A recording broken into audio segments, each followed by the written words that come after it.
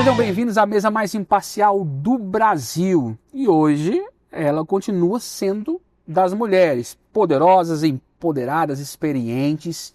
Mas antes de apresentar a minha convidada de hoje, já entra no site portalimparcial.com.br, fique sempre atento às pautas. Agora temos um novo veículo de comunicação, f5fm.com, música de qualidade, muita informação e, claro, também muita interatividade. Ela é mentora, educadora, pastora, influenciadora, a mulher forte, mãe, esposa, e hoje vamos falar sobre tudo, desde empreendedorismo a empoderamento feminino. Recebo na mesa mais imparcial do Brasil, Jusilei Batista, mais conhecida como Pastora Ju. Seja bem-vindo, pastora. Muito bom estar aqui. Gostou?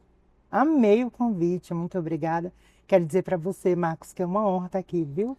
Ju, você gosta mais de ser chamada de pastora? Como Ju, você quiser. Empreendedora, educadora. Pode escolher. Chama-se de, como diz o Jô Soares, mas de Ju que fica mais pessoal, né? Para o nosso telespectador. Como você quiser. Antes de falar contigo sobre quem é a pastora, a empreendedora, essa mulher vencedora, eu quero conhecer mais um pouquinho os nossos internautas e telespectadores também. Quem é a Ju Batista em sua essência? Quem é você quando ninguém te vê? Primeiro eu quero dizer que eu sou Ju Batista, mas não sou de Juliana. Todo mundo acha que o Ju é de Jusilei. Então eu sou, como você falou, sou pastora, sou mentora de mulheres, mas eu gosto de dizer que eu sou esposa, que eu sou dona de casa, que eu sou mãe, que agora eu sou avó, que eu sou... eu amo ser aquilo que Deus me chamou para ser. Sou filha, sou irmã, sou aquilo que verdadeiramente... Tudo aquilo que eu sou dentro das qualidades e das atribuições que eu me tornei profissionalmente são tudo consequência daquilo que Deus me fez para ser.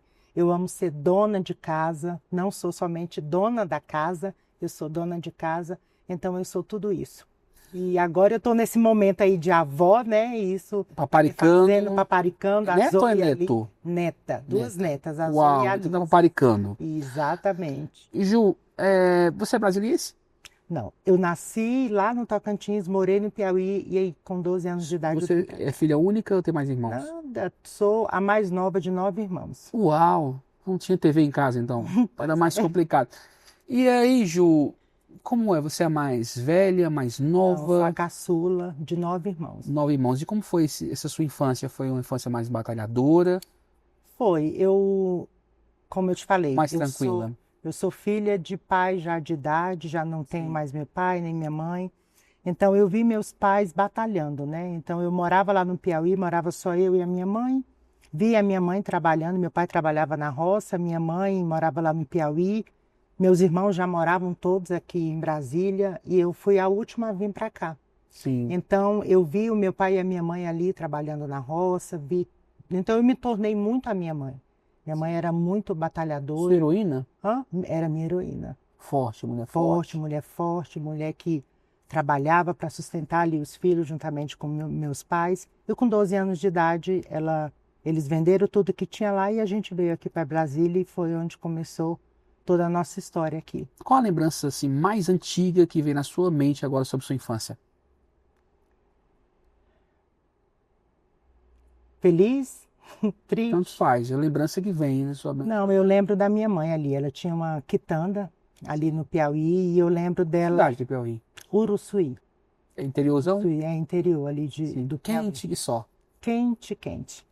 Então eu lembro da minha mãe, meu pai trazendo ali do Piauí, do interior, né? Ele plantava ali os alimentos ali no interior e levava para a cidade para mim. Quantos anos você tinha nessa época?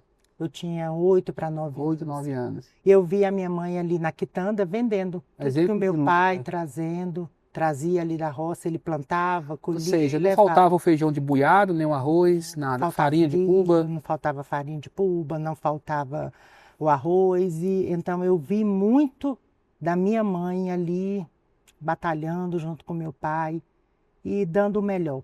Aí vocês vieram para Brasília com o sonho nordestino. de transformação. E como foi essa transição? Os meus irmãos já estavam aqui, né? E a minha mãe sentia muita falta deles. E aí resolveu vir para cá. Foi mais tranquila essa transição? Foi mais tranquila. Acolhedora. Correto. Esse seu encontro com a fé, Gil, se deu no Nordeste ou foi aqui? E quando eu falo com fé, falo com Deus, não falo apenas no quesito religioso, institucional, de participar do núcleo evangélico ou outra coisa assim. Mas esse encontro com a fé, com Deus, como foi? Marcos, eu vivo muito o que a palavra diz de Provérbio 22:6. Ensina o teu filho no caminho que deve andar. A minha mãe era cristã e me levou desde cedo. Ela era cristã ali da Assembleia de Deus e eu lembro que eu nunca tive muita opção. Tanto que quando eu tinha meus 4 para 5 anos, se você me perguntar, a primeira lembrança que eu tenho de igreja era eu pequenininha cochilando ali no banco da igreja e eu não tinha opção, eu não tinha com quem ficar em casa, então eu cochilando e a minha mãe dormindo nos bancos da igreja. No banco. Então eu não tinha opção, eu ia para a igreja.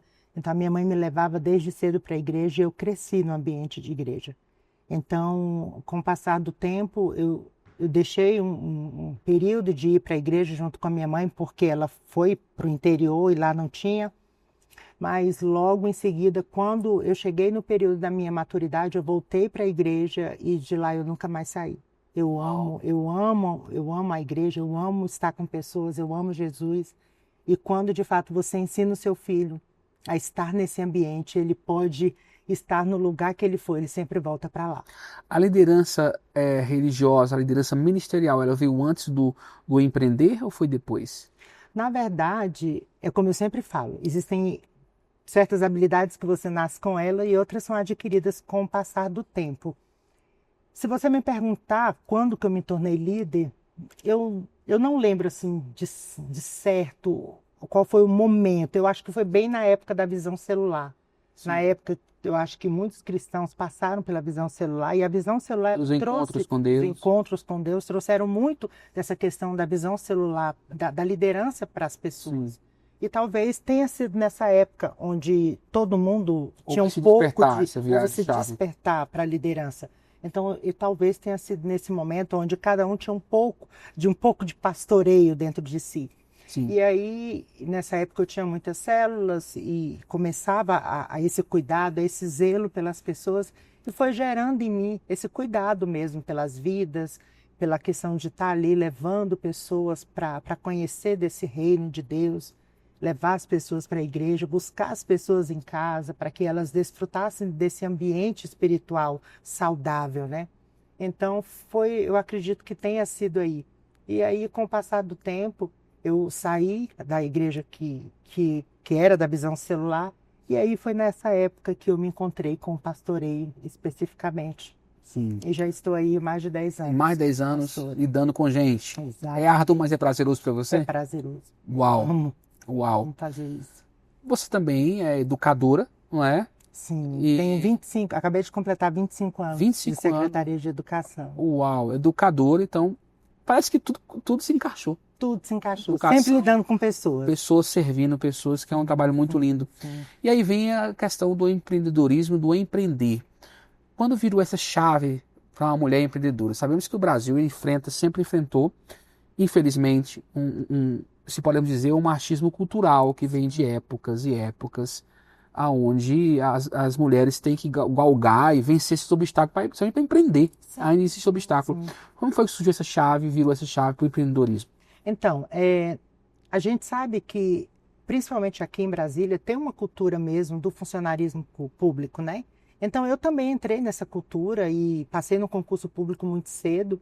E o empreendedorismo, ele veio para a minha vida através do meu filho, né? Quando ele começou a entrar ter essa paixão pelo empreendedorismo, ele me convidou para caminhar ali com ele. Na época, ele tinha 18 anos e foi quando o meu esposo também já começou a entrar nessa linha do empreendedorismo e eu comecei de fato, como eu te falei, né, são habilidades adquiridas na nossa vida e foi quando eu me apaixonei pelo empreendedorismo e comecei a estudar porque até então era simplesmente aquela mentalidade dentro da questão do funcionalismo público e uma zona de conforto. Exatamente.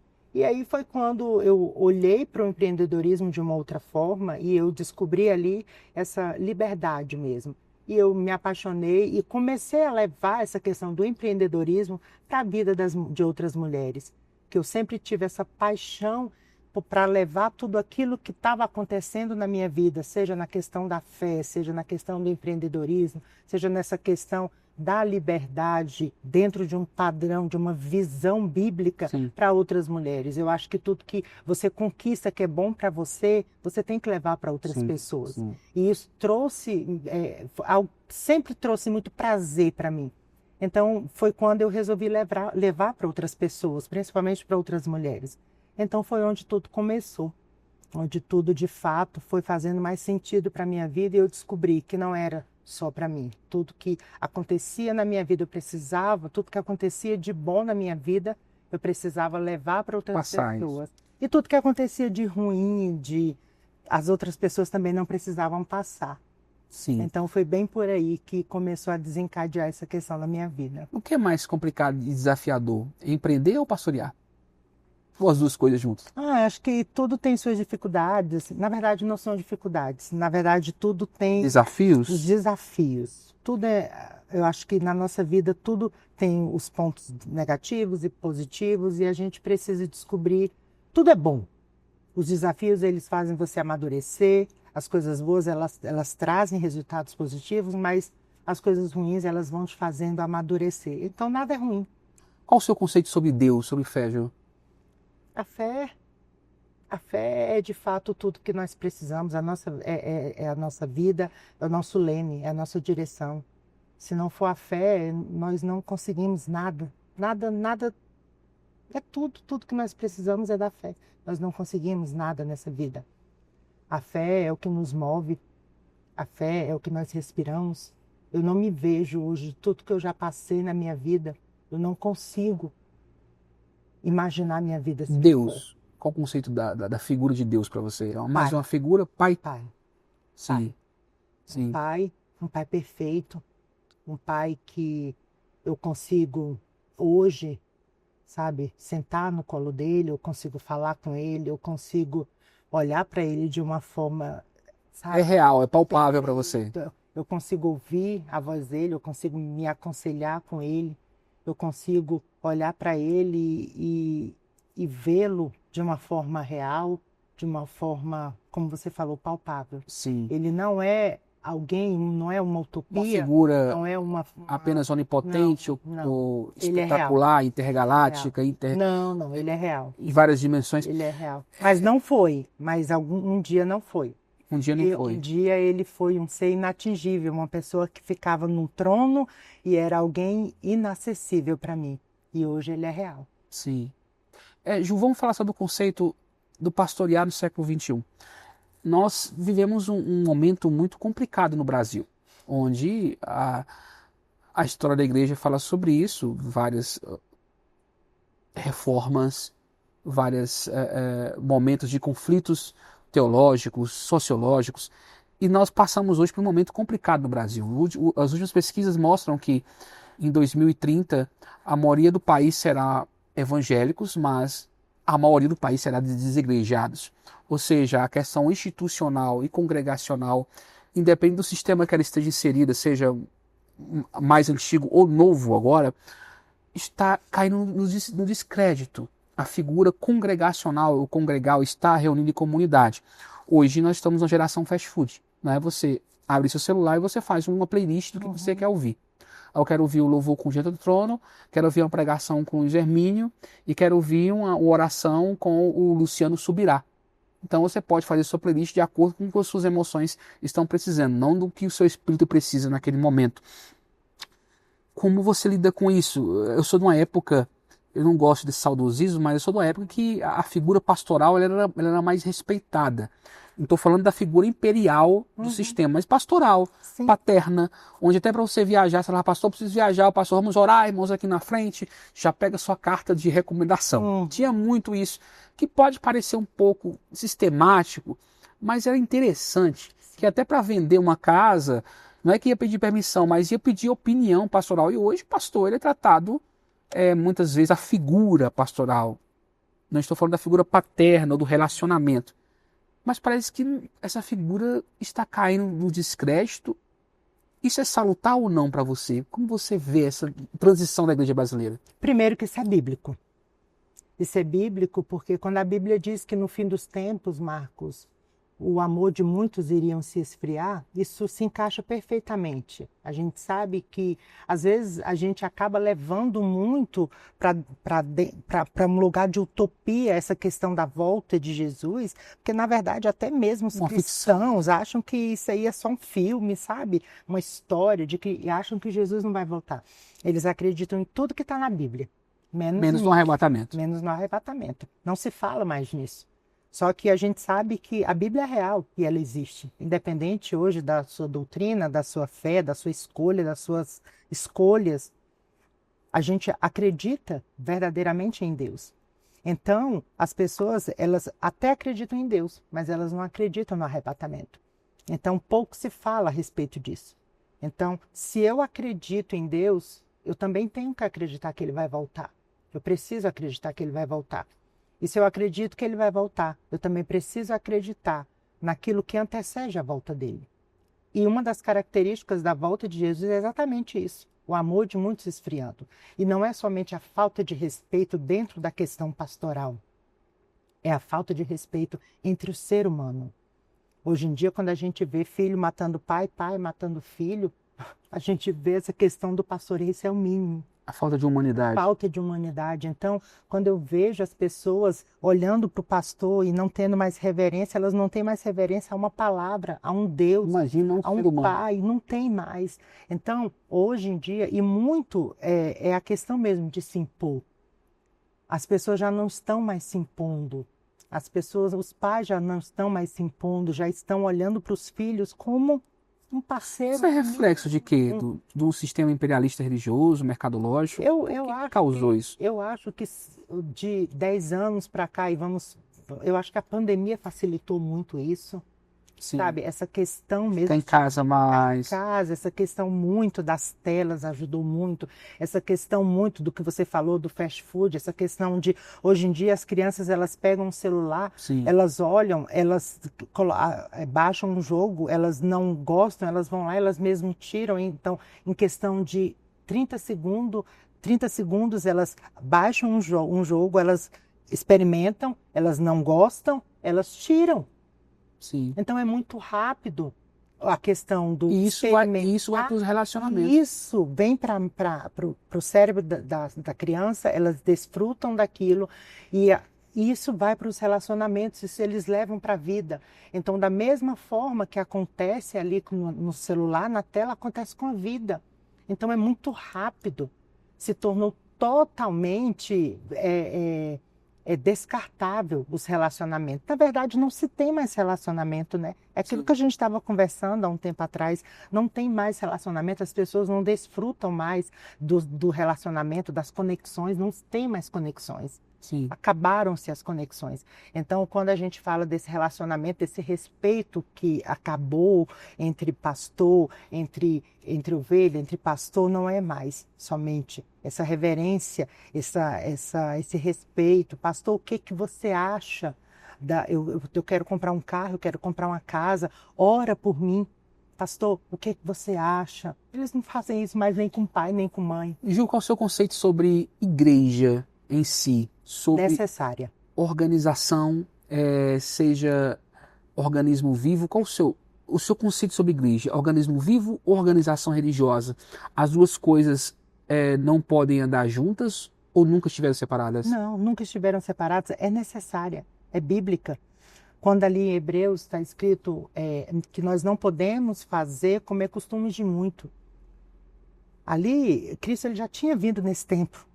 Num tempo onde a gente ia pegar o celular e ia assistir o que a gente queria, fazer uma playlist, ele já teria vindo. Deus é um Deus do futuro. Ele já sabia. E é temporal, né? Ele já sabia que a gente iria estar nesse tempo onde iria existir um número tão grande de desigrejados, onde as pessoas iriam fazer de estar na igreja uma opção, ou a falta dela ia ser algo que não ia mais fazer tanto sentido.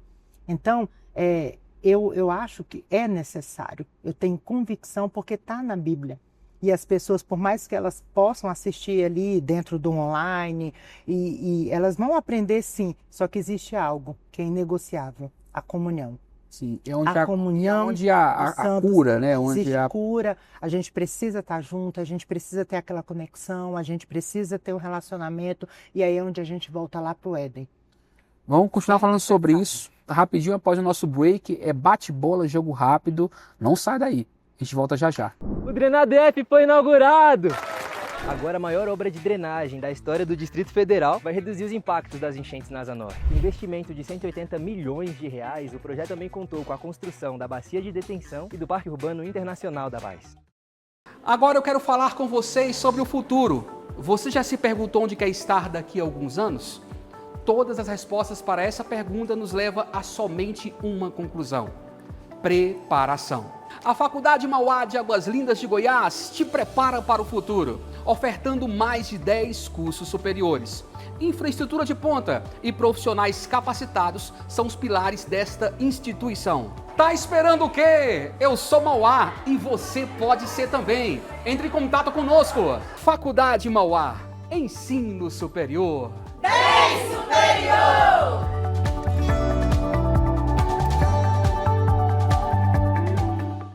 O Goiás Social tá tirando do papel o sonho de uma vida digna para as mães e crianças do nosso estado. Quer ver como? Pedrinho! Assim, com programas como Mães de Goiás, que beneficia famílias com R$300 mensais para ajudar na nutrição dos seus filhos. E essa é só uma das muitas ações do Goiás Social, viu? Não é à toa que é o mais completo programa social do Brasil. Goiás Social, fazendo do nosso estado o número 1 também em superação da pobreza. Bem-vindos ao Estúdio Global DF, o primeiro estúdio com 100% dos lucros revertidos para projetos sociais do DF. O espaço ideal para sua produção audiovisual, podcast, fotos profissionais e muito mais.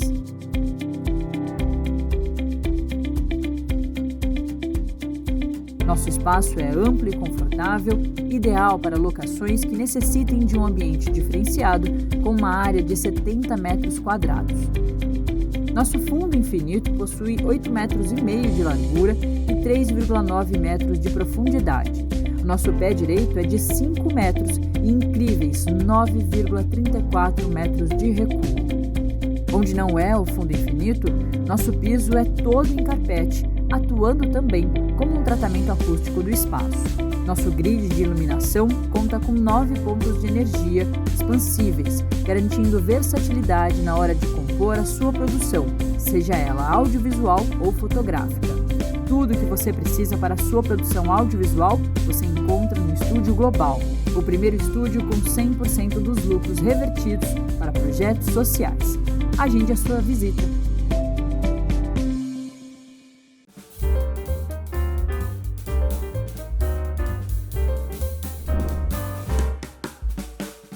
Ju, você curte Spotify? Sim. Pois a sua entrevista está no Spotify. Uau! E para você que está assistindo a gente também, sempre fique ligado no Spotify, no Deezer, também no YouTube Music. As temporadas se acompanham todas no YouTube e também nessas plataformas digitais, a 9ª temporada. Ju, voltando ao quesito da... Eu não perguntei sobre a organização de culto, mas a organização religiosa institucional, ela é também importante? Sim, com certeza. Ela também é necessária.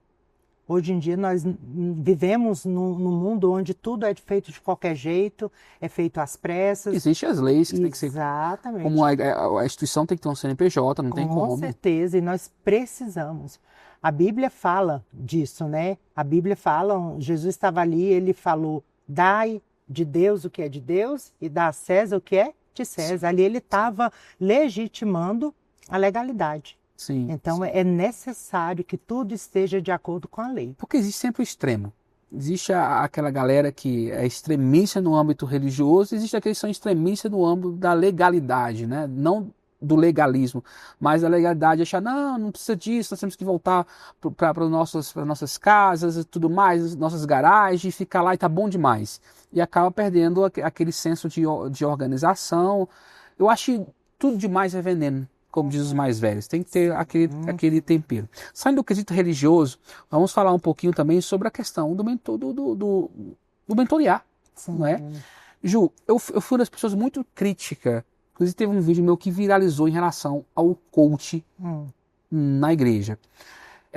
Nós sabemos que o coach é o ensinamento. Né? O brasileiro tem essa questão de querer americanizar tudo, eu gosto, tudo mais, etc. Não estou falando da nomenclatura coach, mas da essência disso.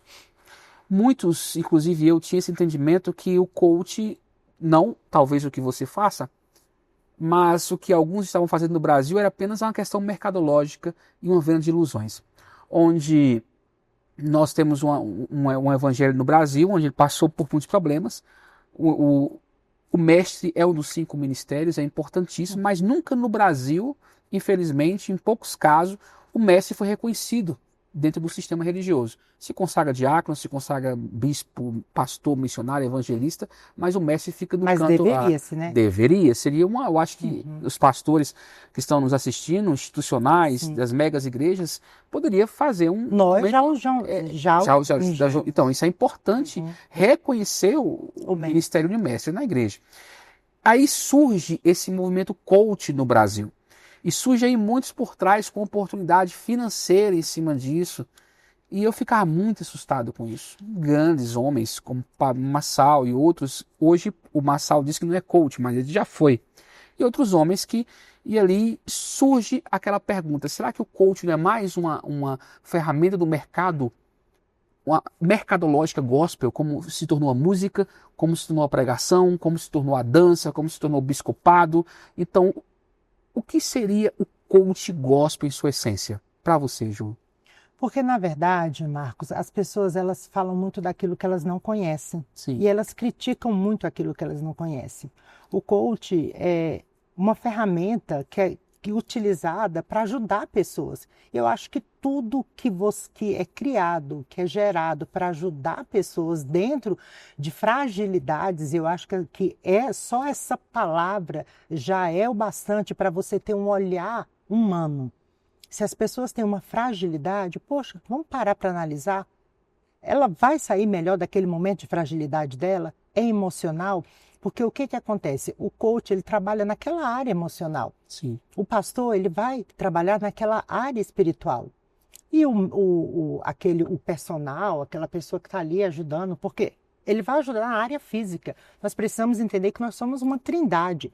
Nós somos espírito, temos uma alma e habitamos em um corpo. Então, Deus, ele é uma trindade, ele nos fez uma trindade. Eu estou falando para que a gente entenda isso de uma forma mais clara. Quando a gente entende a respeito dessa trindade, fica mais claro para a gente. O coach, ele veio para nos ajudar, para ajudar pessoas dentro dessa área emocional, para te ajudar dentro daquelas fragilidades. Não é só profissional. Não é somente profissional. Então, estava ali, e muitos pastores também precisavam dessa área, porque quantos pastores olhavam ali, quantos pastores precisavam de ajuda emocional e estavam ali dizendo, porque eu já fui pessoa que dizia assim, não, eu não preciso de ajuda. Quantas vezes o meu esposo mesmo estava fazendo terapia, e eu falava, não, eu não vou fazer terapia porque eu tenho um Deus e Deus vai me ajudar em tudo. Sim. Eu falei, eu já entrei nesse nível de ignorância, até que eu descobri. E eu falei, quer saber? Eu estou errada. E aí foi quando eu busquei ajuda emocional e foi nessa época mesmo, onde eu fui fazer terapia, onde eu fui estudar mesmo sobre essas questões emocionais, sobre como descobrir como que funcionava a minha alma. Eu entendi que não era porque eu estava ali ajustada espiritualmente que eu também não precisava me ajustar emocionalmente. Então, as pessoas começaram a criticar essa questão do coach, e achavam que não, que estava endemonizando a questão do coach, sem saber. Então, eu acho que antes as pessoas têm que entender do que se trata para poder falar e falar com propriedade. Chega, a gente vive dentro de um país que, infelizmente, nessa área, e a Bíblia diz, né, o meu povo vai perecer por falta de conhecimento. Então vai lá, estuda, procura saber do que se trata antes de sair por aí falando mal. Um coach seria um auxílio, um mestre? Um mestre que vai te ajudar dentro das questões, das fragilidades emocionais. vai usar de ferramentas para descobrir qual área da sua vida, naquela área que você precisa. Não substitui um terapeuta, uma terapia. De jeito nenhum. Um psicólogo, psicóloga. Não substitui, pelo contrário. Os coaches e os terapeutas, eles tinham que se juntar aí para ajudar mais as pessoas, porque são fragilidades que as pessoas têm. E quanto mais pessoas juntas para ajudar aquelas pessoas, melhor, muito melhor. Então, ninguém está ali para competir com ninguém. Sim. O terapeuta, ele tem ali, ele tá respaldado em certas áreas. O coach nas áreas dele, o pastor nas áreas dele. Então, já pensou se todo mundo se juntasse para ajudar as pessoas dentro das suas fragilidades? Correto. Dentro desse contexto do coach, vamos colocar, não no contexto do coach, perdão, vamos colocar 3 vídeos que eu stalkeei seu Instagram, viu? Então tem um vídeo da Ju ministrando a palavra e tem 2 vídeos do projeto Experiência do Lar. Pode apertar o play para nós, 3 minutinhos, rapidinho a gente volta. A mesa posta não é coisa de internet nem de gente que quer esnobar. Antes da mesa existir nas casas, ela foi esculpida no coração de Deus. Deus ordenou a Moisés que fizesse uma mesa ornada em ouro. Jesus se fez presente em vários momentos à mesa. Ele se ofereceu na ceia em uma mesa. O capricho na arrumação da mesa é reflexo de Deus. Só quem ama sabe o valor de uma mesa, e isso Deus nos ensinou primeiro. A mesa é um presente do céu. Não trate esse momento sagrado com desmazelo. Jogue fora peças quebradas, sujas ou rasgadas. O céu começa em casa, e a mesa é um lugar onde Deus gosta de estar. Sobre a mesa, perpetuamente. Aquela promessa que eu fiz é de toda vez que você for fazer as refeições, não esteja na frente da televisão. Não pegue aquela comida, aquele banquete, aquele arroz, aquela salada, aquele feijão, seja o que for. Não pegue aquela comida, não pegue aquele prato, sabe, as taças, sabe, as vasilhas que eu mandei Moisés colocar na mesa. Eu também te mandei colocar na mesa. Eu não te mandei colocar ali na tua mão de frente para a televisão. Eu não mandei você colocar ali na bancada da sua casa. Eu não mandei você... Vivemos dias em que tudo parece passageiro. Os encontros são rápidos, os compromissos urgentes e o tempo cada vez mais escasso. Em meio a esse ritmo acelerado, muitas vezes deixamos de valorizar o lugar mais precioso que temos, o nosso lar. E o curso Experiência do Lar não é apenas sobre organização de casa, boas maneiras, sobre mesa posta. Ele é um convite a uma redescoberta do verdadeiro significado do lar, como um lugar de amor, de paz, de segurança, cumprimento de propósito e a presença de Deus. É um chamado para cuidar do ambiente, onde o coração é formado, onde os valores são ensinados e onde a fé é vivida no dia a dia. Participar desse curso é uma escolha de intencionalidade. É decidir fazer do nosso lar um espaço de cura e acolhimento, onde cada detalhe revela cuidado, onde cada refeição pode se tornar uma celebração, onde cada rotina pode se transformar em uma expressão de amor. Fazer esse curso é, acima de tudo, investir naquilo que é eterno, as pessoas.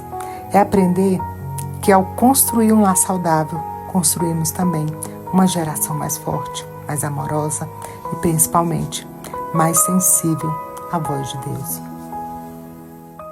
Ju, saindo do coach, ou saindo, não sei se é a mesma coisa, mas tem um projeto Experiência no Lar, do Lar, que a minha esposa também está fazendo com você. Como nasceu esse projeto no seu coração e do que se trata o Experiência do Lar? O Experiência do Lar hoje é a menina dos meus olhos, né? É uma mentoria que já acontece há anos, né? E nasceu no coração da Debbie Tyros, né? Que é uma mulher que... Ela faleceu, vai fazer 3 anos, né? E que é a idealizadora, ela juntamente com a filha dela, lá no Texas, e que ela fez com que milhares de mulheres voltassem para o princípio original, que é o seu lar. Sim. Que as mulheres voltassem o seu olhar para o seu lar. Elas, dentro de uma visão de que as mulheres, elas podem ser, de fato, dentro de uma questão espiritual, dentro de uma questão, eu falo espiritual porque é interdenominacional, para irmãs católicas, irmãs evangélicas, irmãs espíritas, independentes, sem religião. Dentro, elas podem ser tudo que elas quiserem ser dentro dessa questão espiritual, como eu falei, dentro da questão profissional, mas desde que ela não tire o seu olhar do seu lado.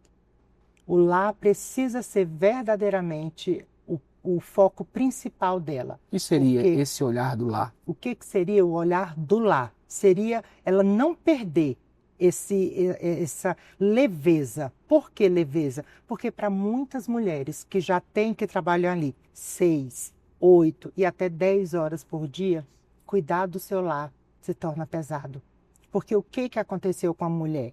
A mulher, a gente sabe que aí dentro dessa questão cultural, dessa questão da sociedade, o avanço da sociedade, a mulher antigamente ela só ficava em casa, certo? Sim. E aí veio a sociedade, dentro dessa cultura, esse crescimento da nossa cultura, o que aconteceu? Vieram muitas atribuições para a mulher. A mulher ela passou a sair da sua casa, ela começou a trabalhar fora, vieram outras questões, ela passou a fazer faculdade, a ter uma formação. Então, várias atribuições passaram a existir na vida da mulher, só que nenhuma das que ela já tinha foi retirada. Aí o que aconteceu? A mulher ficou sobrecarregada. Então, muitas mulheres foram deixando de ter aquele olhar principal. Qual que é o olhar principal? Qual que era a missão principal da mulher? O lar, o cuidar da casa, o cuidar do esposo, o cuidar dos seus filhos.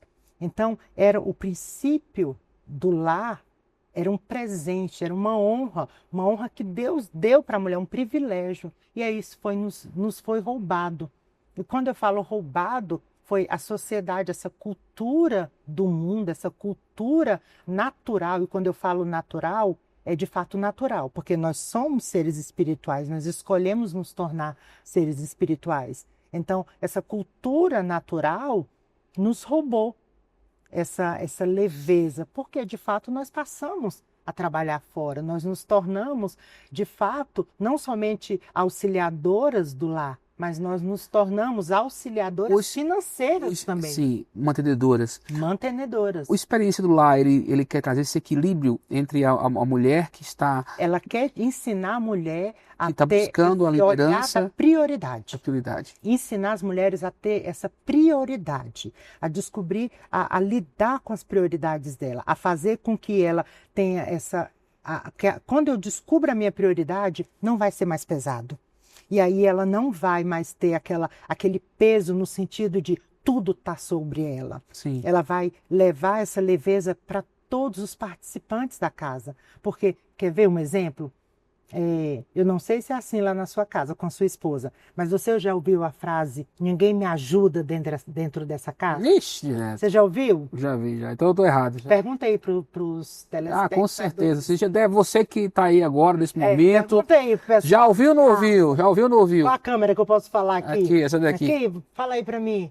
Responde aí para mim. Tem alguém que já falou assim, mulheres, ninguém me ajuda nessa casa, tudo sou eu, tudo sou eu, tudo sou eu. Pois é, a culpa é nossa, porque quando a gente fala isso, se eu falo, ninguém me ajuda, eu estou falando o quê? Nas entrelinhas, que a responsabilidade é só minha. Então, se eu estou pedindo ajuda, eu estou dizendo que a responsabilidade é só minha. Só que a responsabilidade não é só minha, é uma responsabilidade de todos. Então, todos têm que contribuir com a organização da casa, não é só minha. Por que é só minha? Então, aquilo pode se tornar leve. Eu estou ali para conduzir, para sabe, daqui a pouquinho a Geisa grita, fala Deus. Fala Deus. Olha, os homens as mulheres estão começando a gostar, né, desse bate-papo. Mas por quê? Se a mulher hoje em dia, ela também sai para trabalhar, ela ajuda financeiramente em casa, por que o homem também não pode auxiliar nas questões em casa? Pastor, o José Rodrigues, fundador da MCM, Missões Cristãs Mundial, ele falou uma frase muito interessante em um dos seus vídeos, e ele falou pessoalmente também, que por ele, a esposa dele também falou isso, que por ele a mulher ela ficaria mais em casa cuidando do lar. E essa frase trouxe impacto no Brasil muito grande no meio evangélico, ao ponto de chamar ele de machista, que a mulher deveria ficar em casa cuidando da família e tudo mais. Qual a sua visão sobre isso, Ju? Você acha que você é uma mulher sempre muito independente, né? Sempre em busca, você foi uma leoa matando os leões, lutando. Qual a sua visão em relação a isso? Para ele seria ideal, para você a mulher tem que estar onde ela quiser, ou seria mais ideal ela estar em família, em casa, cuidando? Eu acho que tudo é uma questão de acordo, de uma condição mesmo. Eu acho que se você se você sentar junto com a sua esposa e vocês tiverem uma meta ali de construir algo, de conquistarem algo, e para construir esse objetivo, vocês precisarem estar ali junto, trabalhando junto, tá tudo certo. Agora, se não tiverem, e se vocês já tiverem ali naquele nível da esposa poder ficar em casa, cuidando da casa, cuidando dos filhos, eu acho que tudo é uma questão de acordo. Sim. Por quê? Porque a mulher em casa, se tiver tudo certo para ela, se não for mexer com a autoestima, se não for mexer com o emocional dela, tá tudo certo. Porque, de fato, se a mulher, igual eu não estou fazendo, porque, principalmente, o que as pessoas acham? Muitas vezes a pessoa fala assim, Ju, a mentoria experiência do lar é para a mulher aprender a cuidar da casa e ficar só em casa. Eu falei, não é sobre isso. É para ela encontrar o equilíbrio, caso necessário seja ela sair de casa para trabalhar e ainda assim ter esse olhar diferenciado. Por quê? Porque a nossa casa, e eu volto já nessa questão, porque é importante a gente falar disso, porque o nosso lar, Marcos, é o Éden aqui na Terra. Sim. E tem exatamente um livro do pastor José Rodrigues que se chama Família Lugar de Delícias. Sim. E o Éden, o livro, o significado do Éden é lugar de delícias. Então o Éden, ele significa família. Então, o Éden aqui da Terra é a nossa casa, é a nossa família. É um lugar perfeito e precisa ser o lugar perfeito.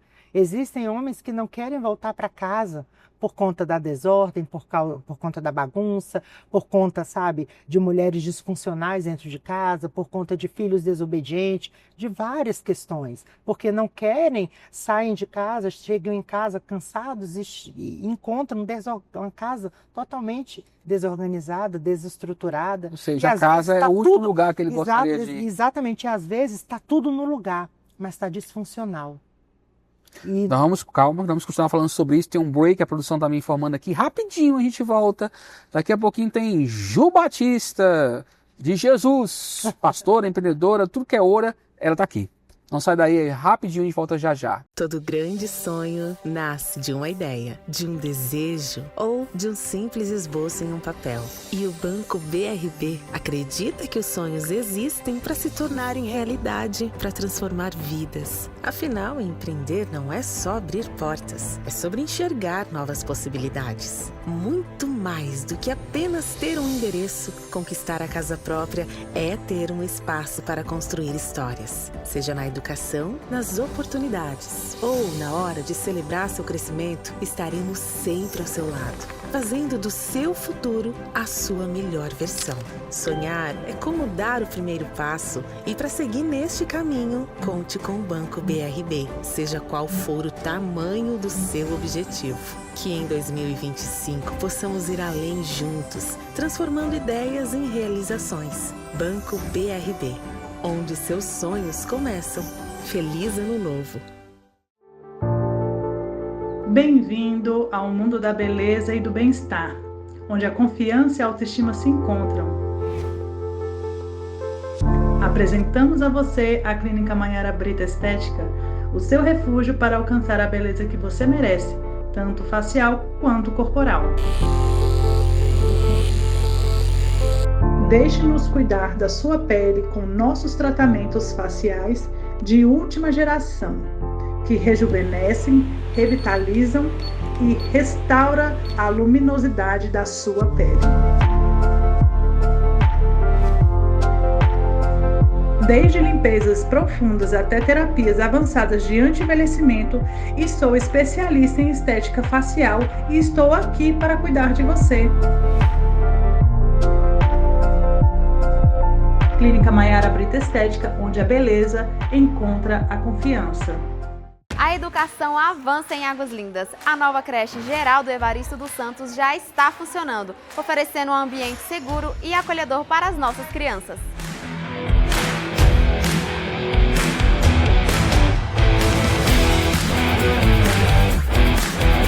Aqui, aprendizado e cuidado caminham juntos. Prefeitura de Águas Lindas. Olá, eu sou a professora Michele, consultora e gestora de projetos do Instituto Família Silva. Quero te mostrar como cada uma de nossas ações tem mudado vidas. Na Casa do John John, acolhemos crianças, adolescentes e adultos autistas e suas famílias. Oferecemos terapias especializadas, atividades recreativas e festas de aniversário gratuitas e inclusivas. As mães recebem suporte psicológico, capacitação e incentivo à geração de renda. E proporcionamos momentos de lazer coletivo, onde famílias compartilham experiências de alegria, acolhimento e dignidade. A Escola de Artes Marciais Boaz é muito mais que lutas. Ensinamos disciplina, respeito, autoconfiança, especialmente para crianças atípicas. É inclusão de verdade, com turmas abertas também ao público em geral. Na Boaz, a luta é sempre a favor da vida. No projeto Rapaz Comum, damos novas chances a jovens que concluíram medidas socioeducativas. Oferecemos curso de barbearia e, em breve, uma oficina de estética automotiva, além de apoio psicológico, mentoria para um recomeço com fé e propósito. Se você acredita na transformação, na inclusão e na fé colocada em prática, seja parte disso com a gente. Instituto Família Silva, onde servir é um privilégio.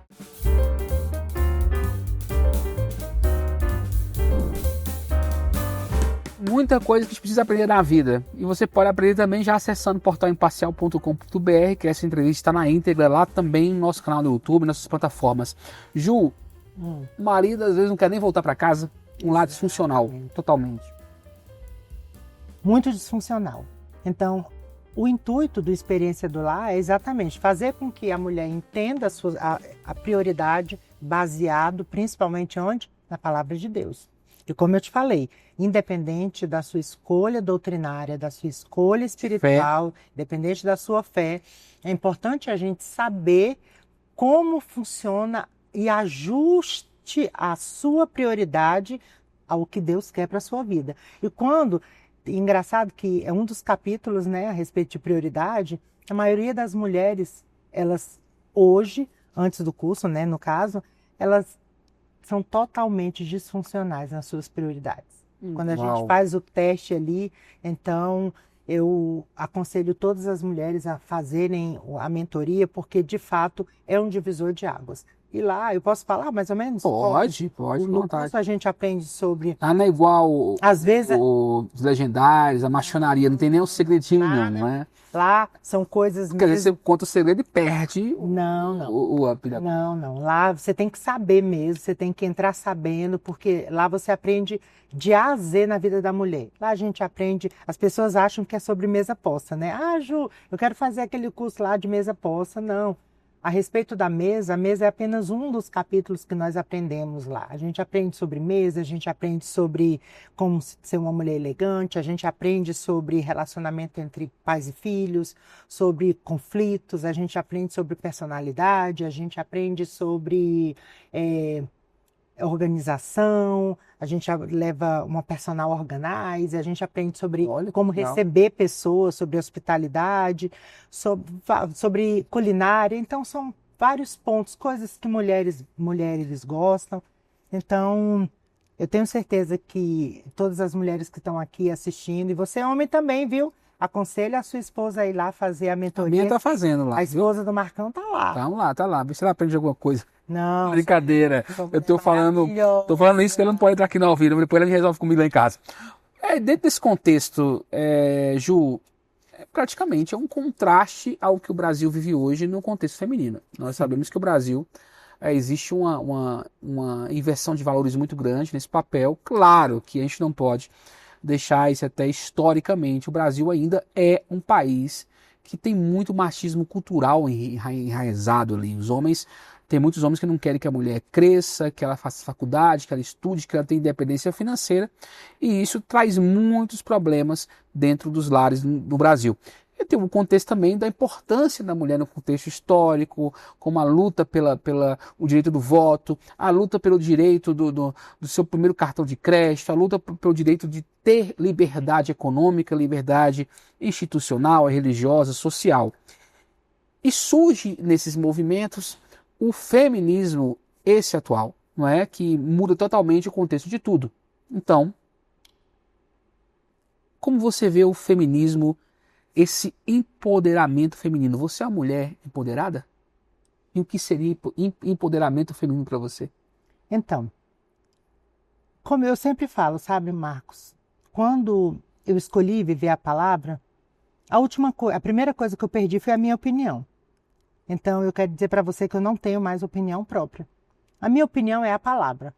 E a minha opinião, no que diz respeito à palavra do Senhor, é que não existe direitos iguais. O homem tem o direito dele e a mulher tem o direito dele. Lá em Efésios diz que o homem ele é o sacerdote, a mulher é a mulher sábia e os filhos são a disjuntora e os filhos obedientes. Essa é a profecia do céu para a nossa vida. O homem, você acredita nesse formato? Eu acredito nesse formato da família, que foi aquilo que Deus instituiu. E nós temos falado muito dentro da igreja, a gente tem levado isso para o ensinamento, como igreja local mesmo, do sacerdote. Deus falou algo no meu coração e que tem se perdido muito dentro do sacerdócio da igreja e que Deus revelou algo. Eu queria compartilhar de uma forma bem rápida aqui com você, que você, homem que está aqui assistindo, a gente precisa voltar para essa questão do sacerdócio. O sacerdote na antiga aliança era aquele que ouvia de Deus, levava para o povo. Na nova aliança, o homem ele continua ouvindo de Deus, levando para o povo. Mas tem uma diferença. Ele ouve da família e leva para Deus através da oração. Esse é o papel do sacerdote. E aí vem a mulher como a auxiliadora. Se você olhar, se você analisar, a mulher ela tem uma característica idêntica à de Jesus. Qual que é? Ser auxiliadora. Jesus ele veio como auxiliador de Deus para fazer de auxiliar Deus naquilo que era necessário. Então, se você vê, é uma característica do caráter de Deus. Então, e os filhos é uma profecia. Os meus filhos, os seus filhos serão filhos obedientes. Então, eu fico nessa questão. Você sabe que é preciso se aprofundar nisso, porque, Ju, eu também acredito nisso. Só que nós temos um extremo dentro do contexto religioso, que é o contexto que você vive mais, não da religiosidade, mas religioso em si, para que os nossos internautas e telespectadores possam entender o contexto religioso cristão. Ainda existe o extremo ainda. Sim. De líderes religiosos e pastores acharem que a mulher não tem voz em casa. Então, se torna muito preocupante a essência da submissão da mulher através da palavra. Então, já reformulando essa pergunta, saindo de empoderamento para submissão. O que seria essa submissão que a Bíblia prega para a mulher? Sim. E aí, mais uma vez eu te respondo.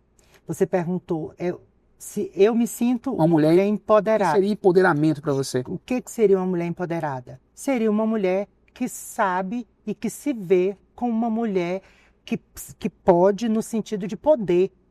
Porque esse empoderamento vem de quê? De poder. Sim. Quando a mulher se vê como filha, ela tem o poder resolvida de Deus. Seria a mulher resolvida? Uma mulher resolvida. Porque eu sempre falo, tem uma pastora que eu admiro muito e uma característica que ela dá de empoderamento é, o que é ser uma mulher empoderada? É uma mulher que manda no diabo, que manda nas suas emoções e que manda na sua língua.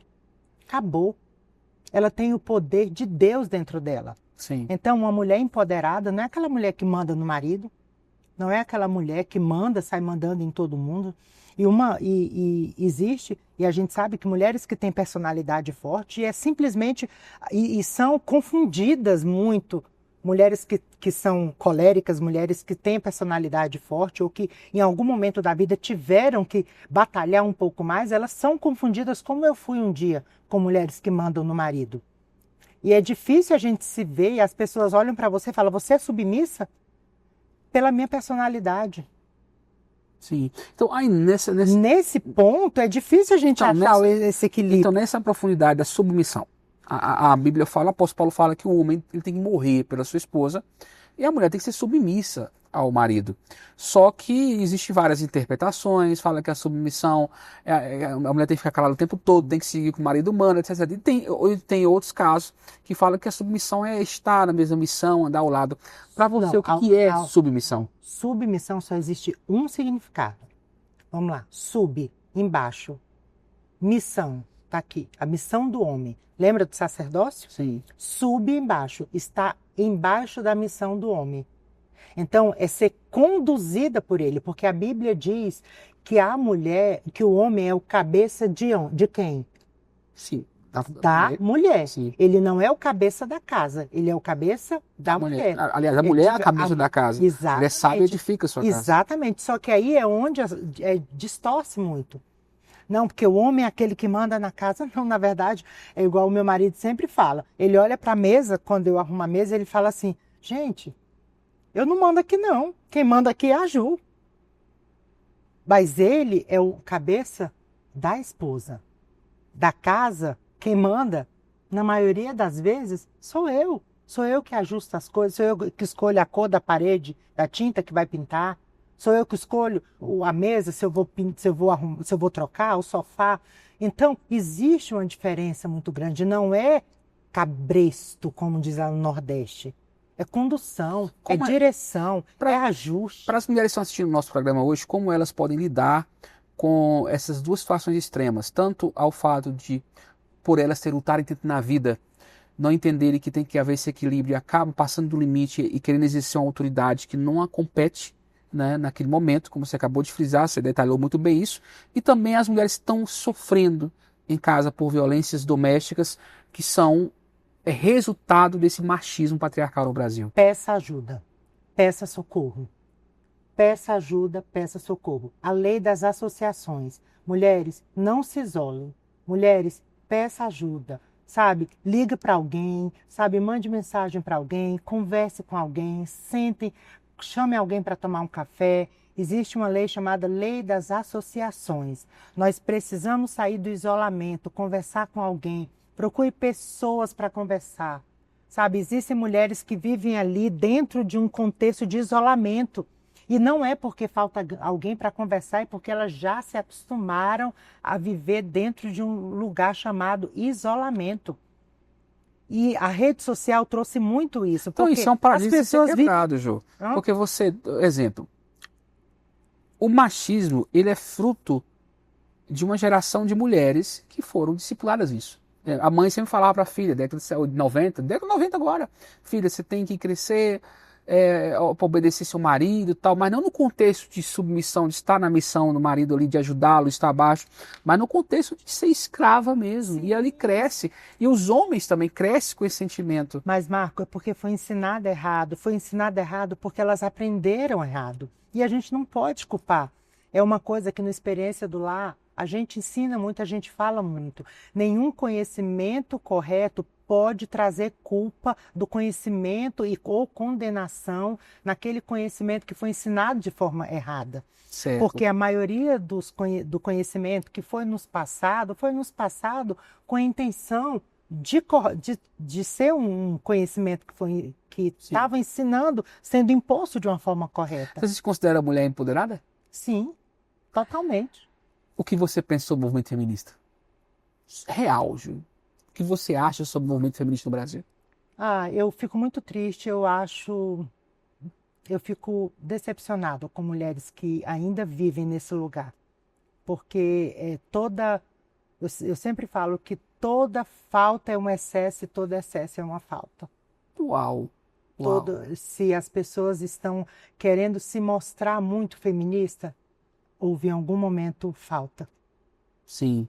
E se elas ainda mostram essa dor dessa forma, é porque ainda existe um vazio muito grande. Você nunca pensou, Ju, em caminhar por outros caminhos, como na política? Nunca pensou em ser uma representante política? Você pode, quem sabe. Quem sabe futuramente, mas ainda não. Não queima no seu coração isso, não queima no seu coração. Não. O projeto Experiência do Lar continua. Quem quiser participar hoje do projeto... Só entrar em contato comigo, que nós acabamos de abrir uma turma e nós estamos com outra em andamento já. Vai amanhã, na verdade, nessa semana, a gente já vai começar com o online também. Instagram, temos pela Ju mesmo, Ju Batista do Instagram? Ju Batista Prado. Já encontra lá. Prado. Então você, mulher que está aí, os homens têm que ir ficar lá de fora, que eu fui lá e fui abandonado lá de fora, não frio lá, senão nem café deram para nós. Mas fazer o quê? Não, mas eu acho que esse experiência do lado devia ter um momento lá do lado, entendeu? Com meu marido... Seu marido nem lá deu opção para nós, deixou abandonar. Brincadeira, gente, brincadeira. Ju, vamos ao nosso bate-bola Jogo Rápido, chegando no final da entrevista, que é o Ju Sem Filtros. Uma música para você, Ju. É adoração, qualquer música de adoração. Não, assim não vale, tem que falar uma. Eu gosto. O cantor, quem você quiser falar. Eu gosto muito de Eu Navegarei. Aquela canção? Uhum. Um livro. Família, Lugar de Delícias. E Experiência do Lar. Uma frase. Essa de ensina o teu filho o caminho que deve andar, que na verdade é um versículo. E 2 Timóteo 1,7, porque Deus não nos deu espírito de medo. É o versículo da minha vida, mas de poder, de amor e de equilíbrio. Um sonho. Um sonho, muitas mulheres alcançadas pela verdade da palavra. Um arrependimento. Não. E a morte, como é o seu relacionamento com ela? Você tem medo dela? Ela não aperfeiçoa ninguém. Tudo que a gente tem que fazer é aqui, em vida. E a vida, o que é para você? A vida, aproveitar cada momento. Ju, eu tenho um poder aqui no Imparcial intergaláctico que eu recebi. Intergaláctico, essa é a sua palavra. Eu tenho um poder aqui sensacional.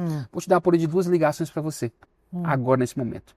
A primeira é para aquela menina de 8 anos, lá no interior do Piauí, onde você via seu pai chegar e sua mãe na quitanda. O que você falaria para aquela menina nesse momento? Saudade de você. E a segunda ligação, apesar de estarmos num ambiente branco, eu não tenho esse poder de fazer nenhum tipo de sessão espírita. Mas vou te dar o poder nesse momento de você fazer uma ligação para alguém que não está nesse plano conosco, que não está em vida. Para quem você ligaria e o que você diria para ela? Para minha mãe. O que você diria para ela hoje? Por que você se foi tão rápido? Ela teria orgulho de você hoje? Sim. Total? Total. Então, quando crescer, a Ju queria ser? A minha mãe. Uau! Ju, foi um prazer te receber aqui. Ju, você que é pastora da Way Brasília, o ministério, que fica onde lá? Na Vicente Pires, Rua 4. Vicente Pires, Bloco 4. Também tem o Way Brasília nas redes sociais, você já entra lá, curte, segue. Ju Batista no Instagram, Márcio Alexandre Coach, Márcio Alexandre também no Instagram. Pastor. Você coloca o Way Brasília, que você vai encontrar toda essa galera lá, a Ju e todo mundo. Foi um prazer te receber. Gostou do Imparcial? Amei, foi um prazer. Que não sei o que não sei o que. Claro, tá nessa mesa aqui. Eu nem fiz a pergunta olhando nos seus olhos, Ju. Deixei para outro momento você ficar à vontade. Para você que esteve conosco até agora, continue, segue a Ju Batista no Instagram, segue o Way Brasília, fique atento, pautas. Marcos, entrevista político, pastor, macumbeiro, tudo isso, todo mundo, gente. Eu gosto de conversar. Eu gosto de conhecer as pessoas, as histórias e bater um papo sobre o que elas acreditam. Para você, aquele cheiro no seu coração, acesse portalimparcial.com.br, siga-nos na rede social Marcos Imparcial, aquele cheiro bem gostoso e até a próxima. Beijão para você.